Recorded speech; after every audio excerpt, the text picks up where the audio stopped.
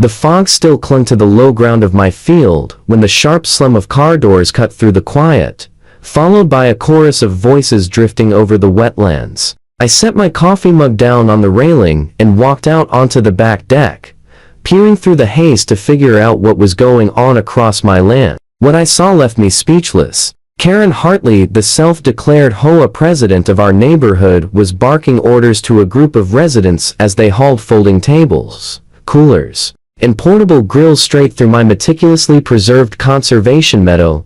"Put the main buffet table right over there by the pond," she directed in that piercing voice of hers that could shatter crystal. "And keep the grills a good distance from those hideous weeds. I don't want any smoke getting into the potato salad." Those hideous weeds she gestured toward were actually rare purple coneflowers I had spent 3 years cultivating as part of a habitat restoration effort. I stood there in stunned silence as more vehicles arrived, parking along the access road that was plainly marked with private property and no trespassing signs.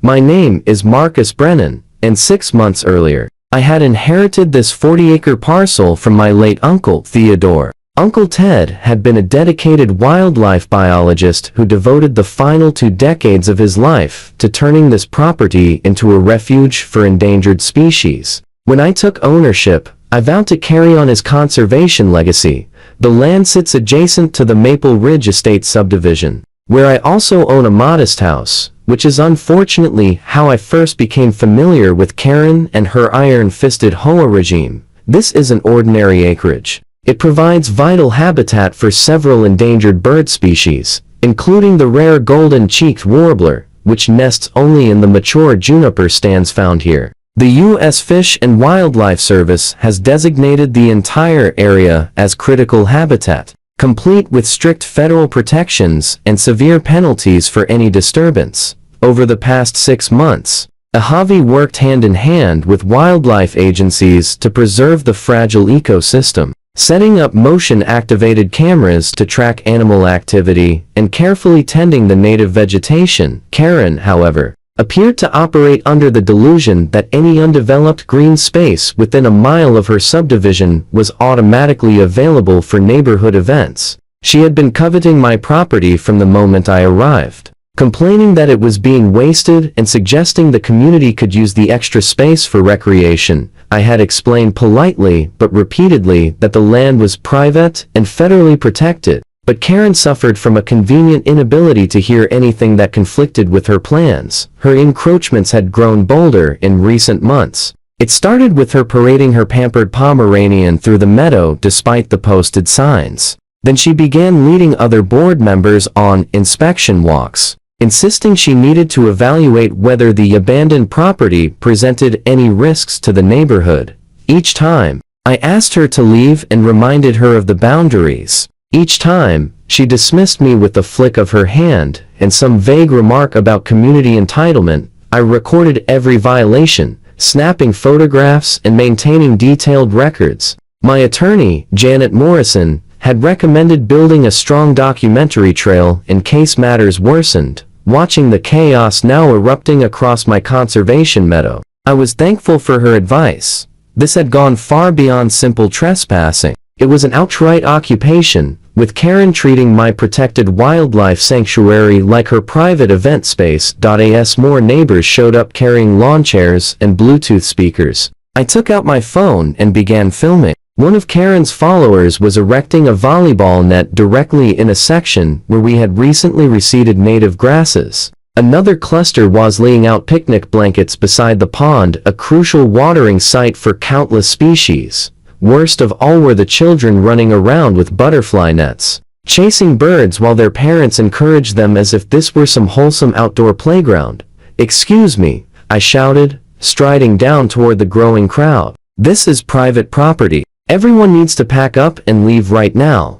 Karen spun around to face me, her immaculate blonde bob remaining perfectly in place despite the breeze. She wore her standard outfit, crisp khaki capris, a coral polo emblazoned with the HOA emblem, and her usual look of chronic displeasure. "Oh, Marcus," she said with a condescending grin, "don't be such a spoilsport. The HOA's annual spring picnic is a cherished tradition. We've merely relocated it this year to provide our members with more room to appreciate nature. She actually made air quotes around nature, as though the idea offended her. Besides, this field is sat unused for years. It's high time somebody made proper use of it. The land isn't unused, I replied, forcing my voice to stay calm even as fury built inside me. It's a federally protected wildlife habitat. You're standing in a designated conservation zone right now. Endangered species are nesting here. Karen rolled her eyes dramatically. Oh, please. I haven't seen a thing except tall grass and dirty water. You can't possibly expect us to buy that this overgrown mess is some vital nature reserve. That's when Bill Donovan, one of her devoted board allies, piped up. Yeah, and even if it is, the neighborhood's needs ought to take priority. We pay premium prices to live here. We deserve decent facilities. I recognized Bill as the same man who had fined me last month for unauthorized wildlife after a rabbit family dug a burrow near my fence line. Community needs don't supersede federal law, stated flatly. You're trespassing on private land and disrupting protected habitat. I'm asking you once more to leave before I contact the authorities. Karen's phony smile twisted into her more familiar mask of righteous indignation. You wouldn't dare destroy our picnic. Do you have any clue how much effort went into organizing this? We have 150 members coming. The caterers are due any moment. Caterers? I echoed, incredulous. You actually hired caterers for an unauthorized picnic on my property? She flicked her hand as if swatting away a fly. Don't be so theatrical, Marcus. We're only borrowing a bit of empty land for a couple of hours. No real damage done. Actually, you ought to thank us for sprucing the place up. Our being here might even frighten off some of those rats and birds you're so fixated on. That's when I spotted something that turned my stomach to ice. One of the teenagers had started scaling a tall juniper, the exact kind of tree where the golden-cheeked warblers constructed their nests. Get down from there immediately, I yelled, but the boy only grinned and climbed higher, his buddies cheering him on from below. I wheeled back toward Karen. I'm calling 911, she smirked. Be my guest. I'm certain the police will be fascinated to learn how you're attempting to sabotage a wholesome, family-oriented neighborhood gathering. I happen to know the chief quite well. We're on the Chamber of Commerce board together. As she spoke, the mayhem around us intensified. Someone had ignited a portable fire pit perilously near a stand of drought-stressed trees. Children were hurling stones into the pond, upsetting the fragile balance of the ecosystem I had labored to safeguard. I moved a few steps away and dialed 911, calmly describing the trespass and destruction to the dispatcher. Then I phoned Amanda Chen, my primary contact at the U.S. Fish and Wildlife Service. She picked up on the second ring. Marcus? What's going on? Her tone sharpened instantly. She knew I wouldn't disturb her on a Saturday morning without good reason. We've got a major problem, I said, eyeing a man who had just emptied a cooler full of ice straight into the pond. The HOA has decided to host their picnic on the protected property. There are well over 100 people here, and they're inflicting serious harm to the habitat. Amanda muttered a curse. Are they interfering with the nesting sites? I glanced toward the juniper stand. Yes, one teenager is climbing a nest tree as we speak. They've started fires, they're trampling the restored sections, and children are pursuing birds with nets. A brief silence followed. Then Amanda's voice hardened into professional steel. Record absolutely everything. Video, photographs, and names, if possible. We're assembling a response team right now. This constitutes a federal offense, and we treat it seriously.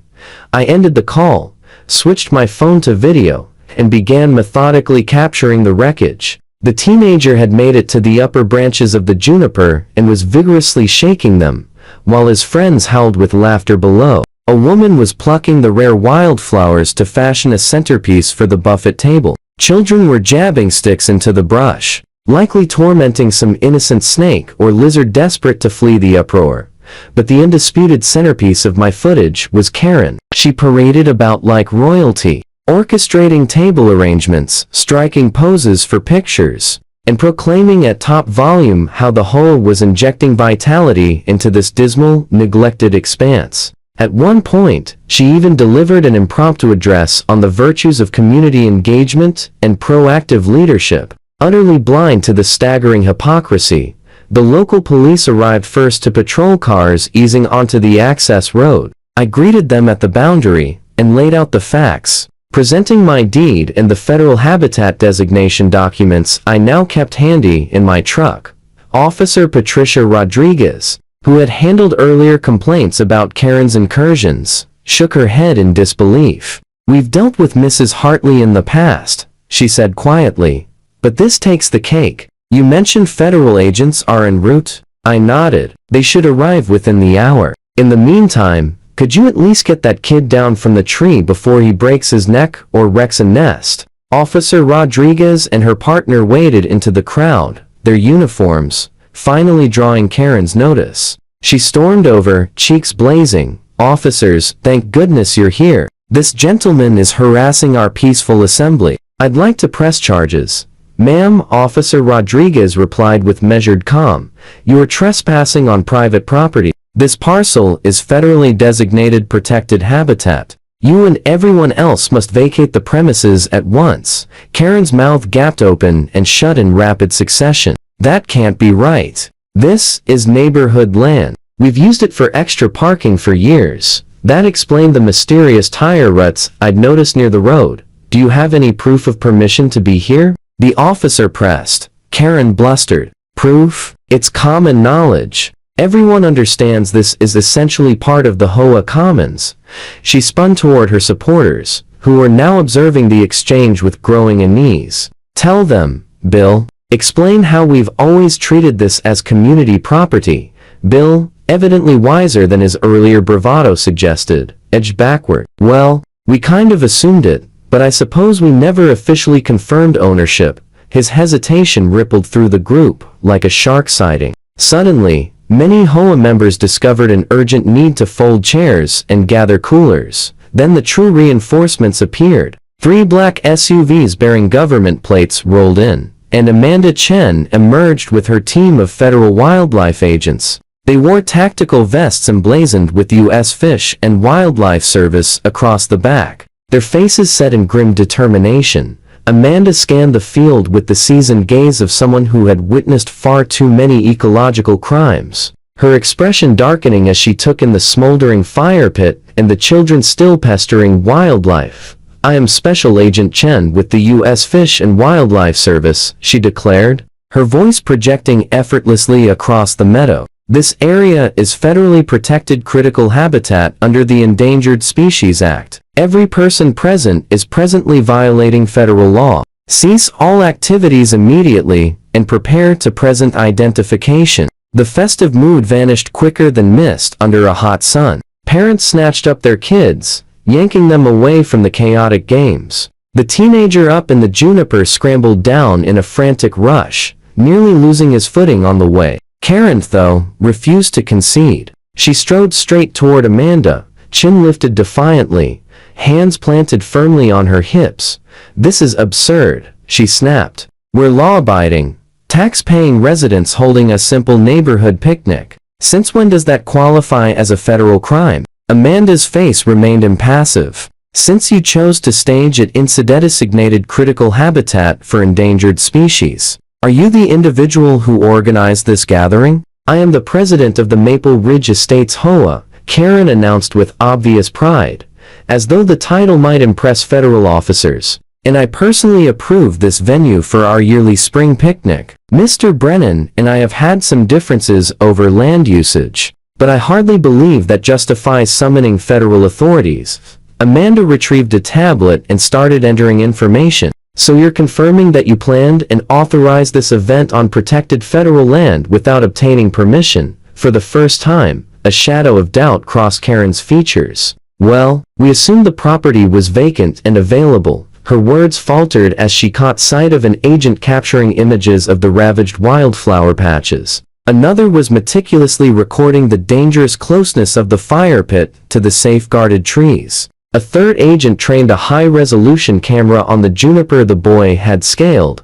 "Ma'am," Amanda continued in an icy professional tone, "I require your identification." You are being issued citations for numerous violations of the Endangered Species Act, among them unauthorized access to critical habitat, harassment of protected wildlife, and destruction of endangered flora. Karen's complexion drained from flushed crimson to ghostly pale in seconds. Citations? You mean fines? This is outrageous. We didn't destroy anything important, just some grass and ordinary trees.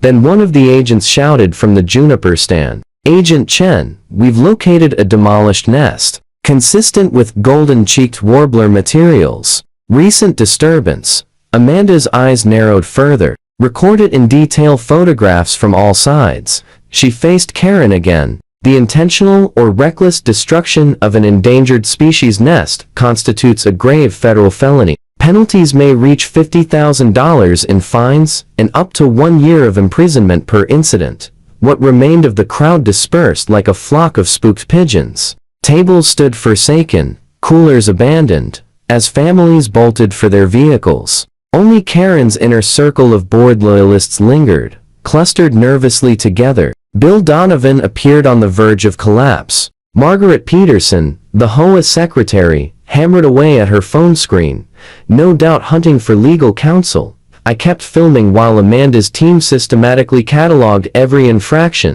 They collected soil samples where cooler contents had spilled chemicals. They photographed each flattened plant, each disrupted nesting location, each scrap of garbage. The mounting evidence became overwhelming. Karen attempted interruptions, repeatedly veering between threats of countersuits and forced friendliness, but the agents paid her no mind. Eventually, Amanda walked over to me, tablet in hand. Mr. Brennan, I'll need a complete formal statement regarding today's incident, plus any prior trespassing occurrences, over the next 20 minutes. I recounted Karen's progressive boundary violations, the initial dog walks, the so-called inspection visits, culminating in this massive takeover. Amanda listened intently, interjecting only for clarification or more specifics.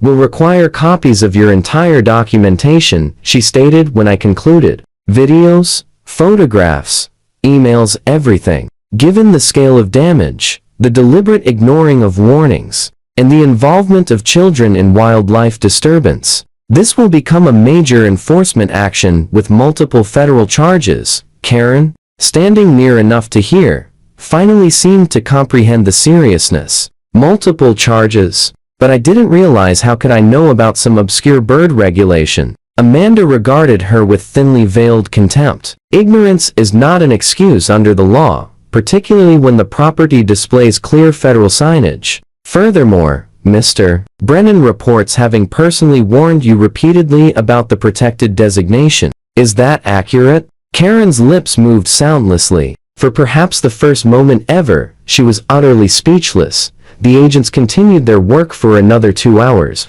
logging destruction and collecting statements from all participants. Parents grew visibly panicked upon learning they could face liability for their children's actions. The teenager who had climbed the tree wept openly as his mother and father absorbed the possibility of federal charges against their son for nest destruction. By the time the sun climbed high overhead, the full scope of devastation emerged. The restoration zones I had nurtured for months lay ruined and compacted. The pond's sensitive balance suffered from litter and contaminants. 3 verified nest locations were either disturbed or obliterated. Years of dedicated conservation warders in one morning, by unchecked arrogance. Amanda convened her team for a closing evaluation. The tally of offenses was extensive: unlawful entry into critical habitat, harassment of endangered animals, destruction of protected plants, damage to active nesting sites,